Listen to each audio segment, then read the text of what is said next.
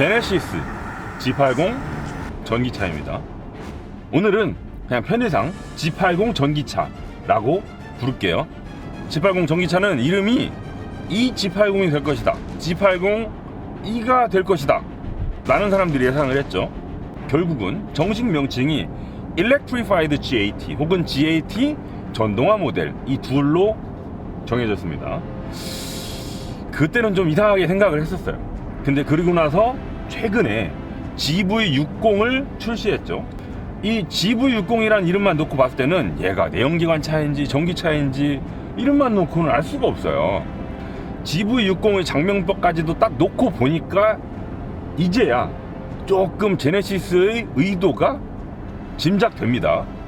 전기차라고 해서 이름에 따로 손을 대지 않겠다라는 의도가 다분히 실려 있는 거거든요. 지금이야 내연기관 차가 주니까 뭐 이름에다가 이런저런 꾸밈을 넣을 수 있지만 나중에 전기차가 주인 시대가 되면 그때는 또 뭐 내연기관 차에다가 뭐라고 표시를 해줄 것도 아니고 장명법이 살짝 꼬이거든요. 그러니까 어차피 전기차 시대가 될 거 지금부터 이름에다가 따로 달리 표시를 하지 않겠다, 이런 의도를 반영시키고 있는 거죠. 실제로 얼마 전에 제네시스가 발표한 미래 구상에 따르면 2025년부터는 모든 신차가 전기차가 될 것이다 라고 말했잖아요. 뭐 그런 걸 보면 이름 붙이는 것도 벌써부터 신경을 쓰고 있는 거죠.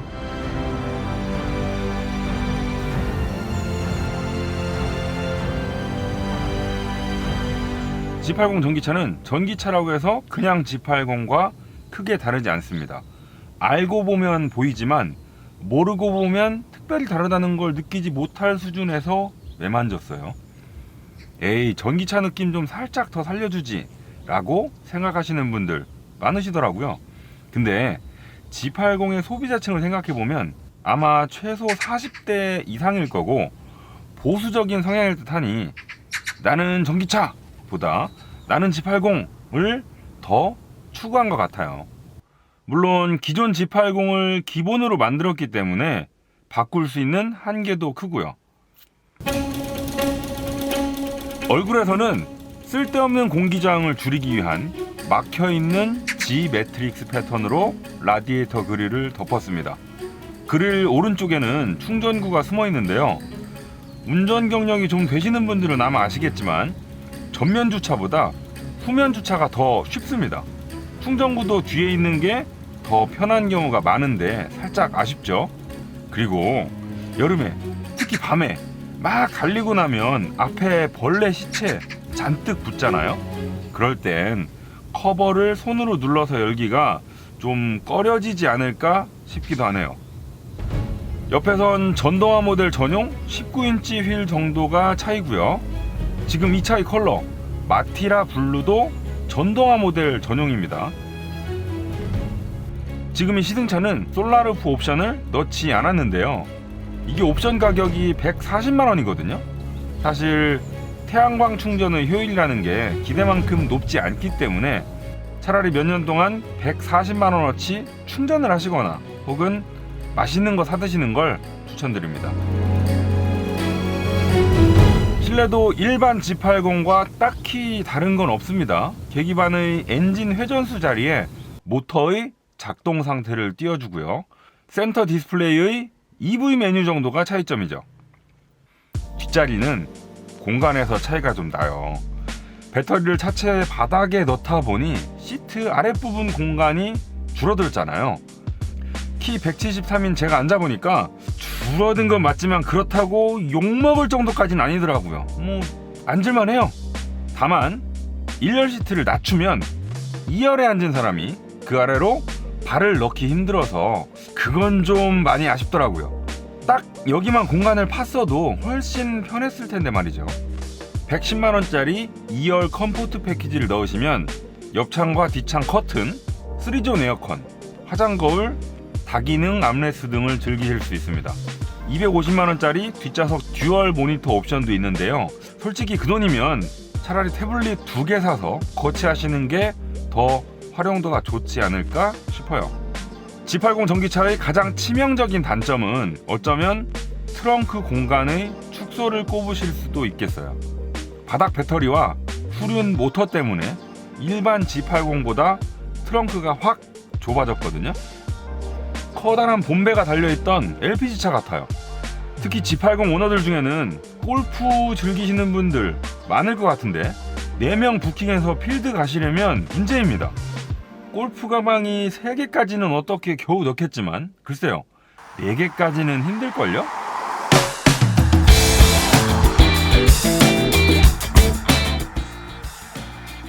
자, G80 전기차 앞에 하나, 뒤에 하나 전기 모터를 둘 가지고 있죠. 둘 다 180마력에 35.7kgm예요. 두 모터의 힘을 합치면 약 370마력에 71kgm가 넘어요. 모터 하나만 딱 내어놓고 보면요, 얼마 전에 시승했던 벤츠 EQA에 들어가 있는 전기 모터 하나, 걔보다 조금 낮은 출력인 셈이고요. 그게 2개 들어가 있는 겁니다. 이 시스템 전체 출력을 놓고 보면 토크로 봤을 때 거의 BMW M5보다 조금 낮아요. 거의 4리터 V8 가솔린 엔진이랑 맞먹는 토크를 내는 셈이죠. 재원표 상에는 정지 상태에서 시속 100km를 찍는데 4.9초라고 나와 있습니다. 근데 사실 숫자 이런 거 모르셔도 돼요. 나는 느낌만 놓고 보면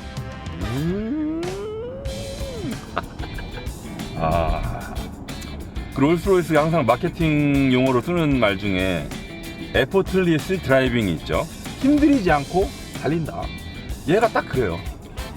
애쓴다는 느낌 전혀 없이 차가 붕 하고 나갑니다.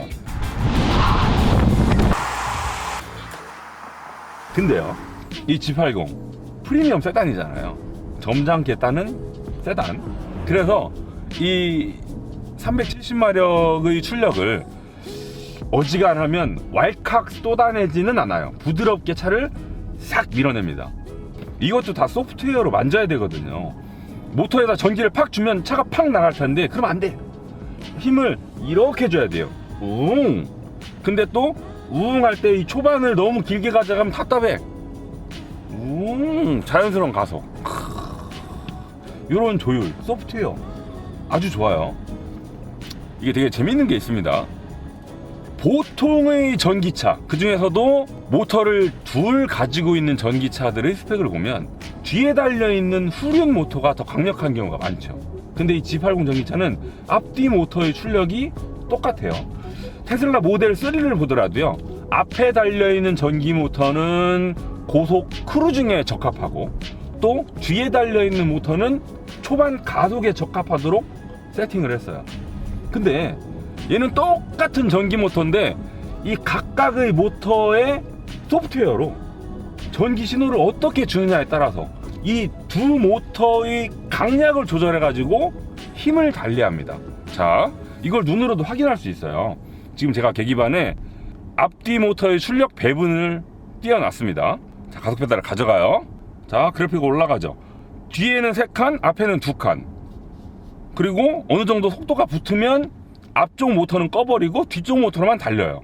이런 식으로 주로 뒤, 앞쪽은 보조하는 역할, 이런 식으로 지금 구동력이 배분되고 있다는 걸 눈으로 확인할 수 있죠. 근데요, 여기에서 제가 스포츠 모드로 바꿉니다. 스포츠 모드 상태에서 방금과 똑같은 정도로 가속 페달을 밟으면 앞쪽 모터에 힘을 훨씬 더 많이 준다는 걸 확인할 수 있습니다. 쭉 봐봐요. 똑같이 한 칸, 2칸, 3칸 올라가잖아요. 앞뒤가.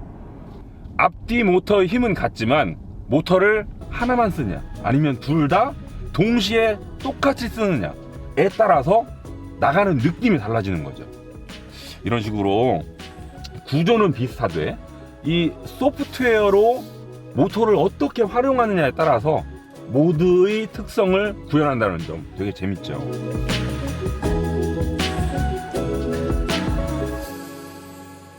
주행 모드를 컴포트, 스포츠, 에코 왔다 갔다 하고 있는데 컴포트와 스포츠 사이의 반응이 상당히 많이 다릅니다. 내연기관 차의 주행 모드 간 차이보다 큰 듯 싶어요. 내연기관 차들은 이렇게 쭉 가다가 주행 모드를 딱 바꿨다고 해서 차가 가속이 되진 않죠. 페달 조작에 따른 반응은 빨라지고 변속기를 한 단 낮춰 물면서 RPM은 떠요. 하지만 가속을 하진 않죠. 근데 전기차들은 재밌는 게요, 뭐냐면 제가 정속주행을 하다가 지금 현재 컴포트 모드에서 주행 모드를 스포츠로 바꾸잖아요. 그러면 가속이 돼요. 컴포트, 스포츠, 차 빨라지죠. 이런 것처럼 가속 페달 반응도 민감해지고요. 심지어 모드만 바꿨는데 속도도 조금 올라가요. EV6는 주행 모드를 스포츠로 바꾸면 가속이 이거보다 조금 더 많이 됐었거든요. 근데 얘는 확실히 좀 고급 세단이니까 주행 모드 간에 딱 바꿨을 때 그 차이, 요거는 살짝 줄여서 세팅을 한 듯 싶고요. 브레이크 페달 감도도 컴포트와 스포츠 둘 중에 고르실 수 있게 해뒀어요. 이건 되게 다른 차들에서 쉽게 찾을 수 없는 메뉴거든요. BMW M3가 브레이크 모드를 제공했었는데 얘는 G80에도 달려있네요. 또 드라이브 모드 버튼을 오래 누르고 계시면 인디비주얼 세팅으로 넘어갑니다. 센터 디스플레이에서 스티어링 감도, 댐퍼 감쇄력, 그 다음에 모터의 반응, 이 세 가지를 바꾸실 수 있거든요. 또 하나 말씀드릴 게 있어요. 아이페달 모드입니다. 지금 여기 운전대 뒤에 패들이 양쪽에 달려있죠. 오른쪽을 뿅뿅뿅 누르시면 지금 우측 하단에 회생제동 장치의 개입 정도를 표시해 줍니다. 1단계, 2단계, 3단계 이 정도에서 가속 페달을 떼봅시다. 쭉 방금보다 속도가 훨씬 더 많이 줄어들죠.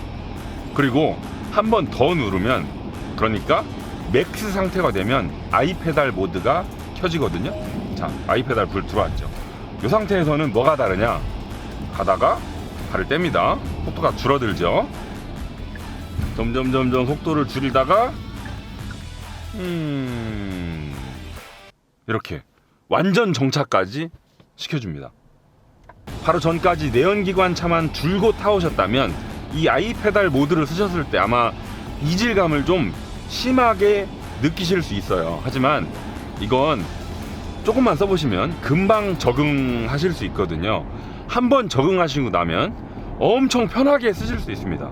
되게 가다서다를 반복하는 시내 구간에서 내가 브레이크를 안 밟아도 돼요.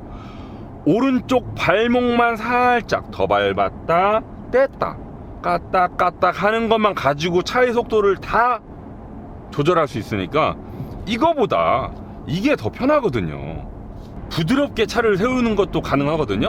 왜 우리 가다가 빨간불 들어왔어, 브레이크 밟아, 그러면 마지막에 설 때 꾹 하고 이렇게 살짝 고개가 앞으로 숙여지는 그런 제동을 보이는데, 아이페달로 서면요 정말 차가 언제 섰는지 모를 정도로 부드럽게 세우실 수 있습니다. 버려지는 에너지까지 야금야금 긁어 모을 수 있으니까 좀 더 멀리까지 가는데도 도움을 받을 수 있겠죠. 분명히 아이 나 이거 불편해 안 써 그러고 그냥 끄고 다니시는 분들 분명히 많을 거예요. 꼭 한번 조금만 참고 적응해 보세요. 되게 편해요.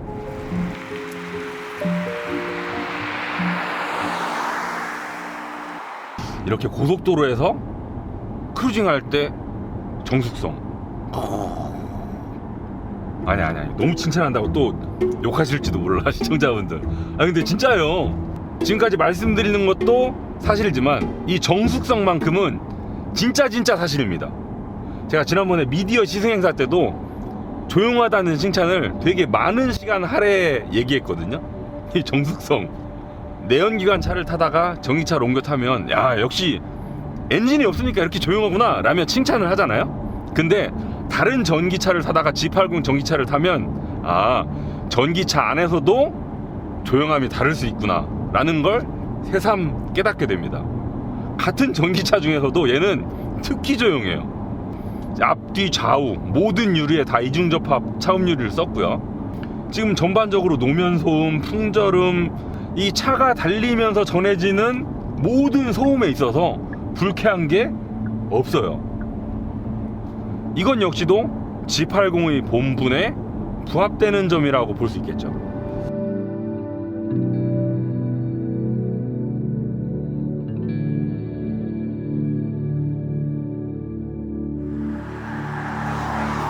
승차감, 지금 이 G80 전기차를 그냥 가솔린 G80과 비교해보면 얘가 살짝 아주 조금 더 단단하지 않나 싶거든요.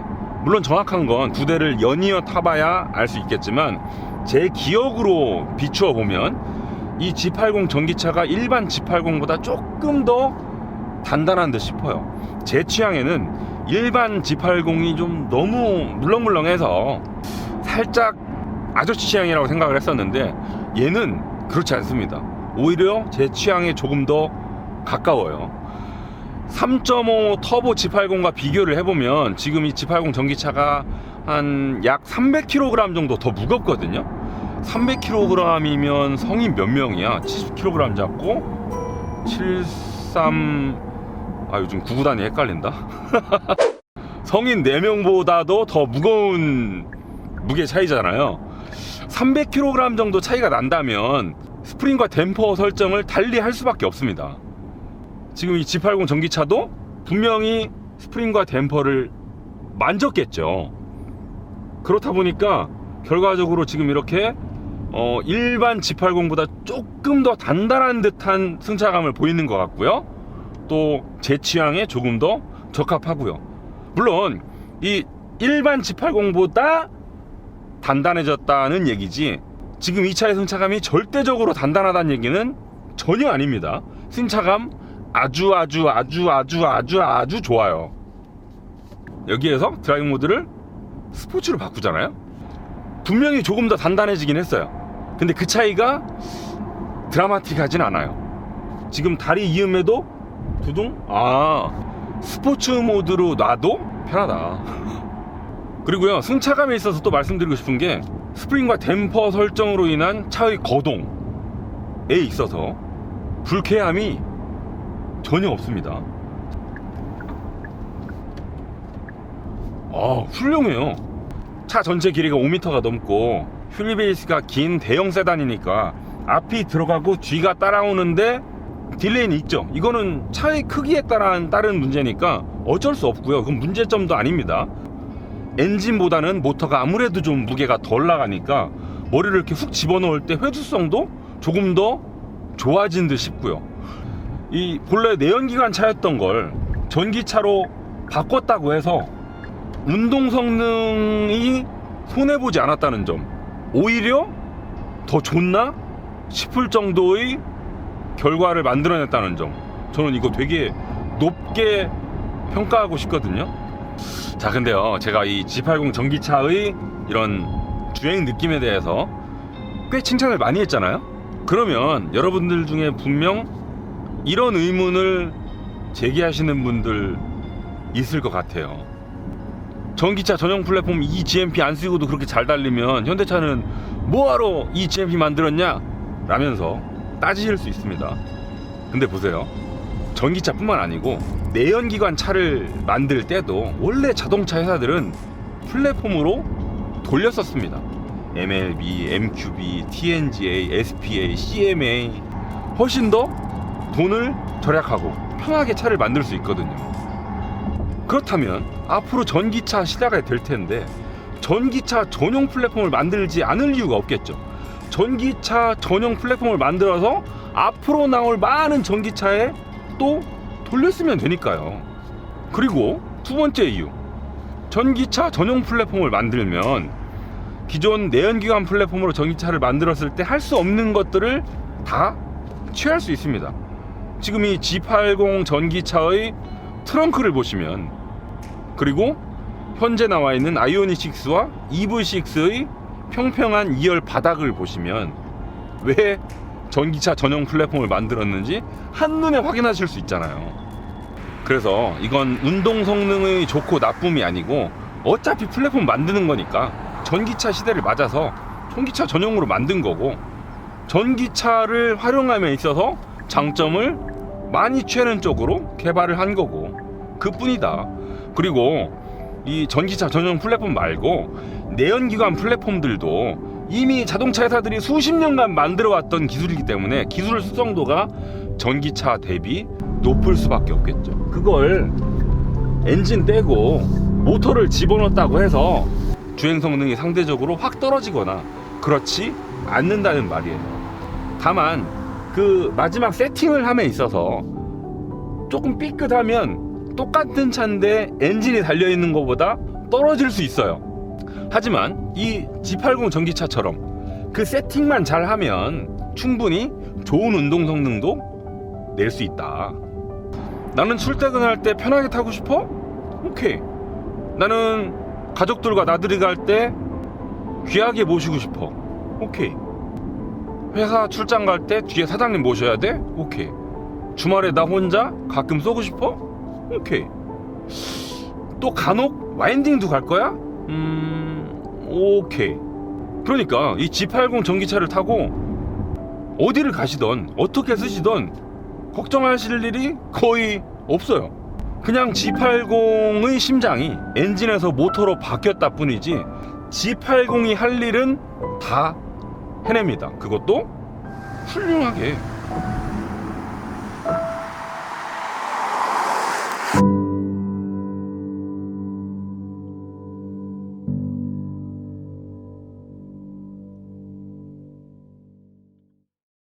네, 오늘은 제네시스 G80 전기차를 타봤습니다. 지난번 미디어 시승 행사 때도 만족했었는데 다시 타보니까 그 만족감이 더 올라갔어요. 물론 단점이 없는 건 아닙니다. 뭐 가격, 공간 면에서 과도기적인 차예요. 하지만 기존 내연기관이었던 G80을 가지고 이 정도의 완성도 상당히 잘 만든 차라는 생각이 듭니다. 그럼 현대차는 이런 과도기 모델인 G80 전기차를 왜 만들었을까요? 현대차가 벌써 여러 전기차들을 내놓으면서 쌓은 전기차 관련 노하우가 꽤 있죠. 배터리 수급, 배터리 매니지먼트 시스템, 모터 기술, V2L, 내연기관차를 전기차로 바꾸는 패키징 노하우 등등 다 있단 말이에요. 게다가 G80은 덩치도 커서 공간적 제약도 덜했겠죠. 근데 당장 순수 전기 세단은 경쟁자가 별로 없단 말이죠. 테슬라 모델 S 정도? 새로 개발하는 것보다 훨씬 덜 힘들이고도 친환경 라인업을 늘릴 수 있겠는데 싶었겠죠. 게다가 결정적으로 올해 4월 제네시스가 중국 시장에 진출했습니다.